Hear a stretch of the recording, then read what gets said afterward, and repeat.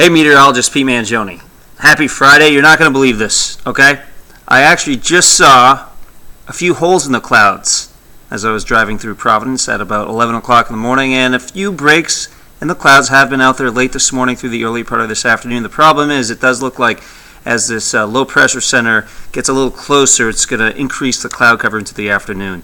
Temperatures mid to upper 50s. Best chance of showers would be actually later on tonight. We may sneak in a shower or two around the evening commute. Better chance would actually be late tonight through early Saturday morning. Let's walk you through that. This is 8 o'clock. Notice what happens. Midnight into early Saturday morning, chance of some showers. Even a thunderstorm can't be ruled out.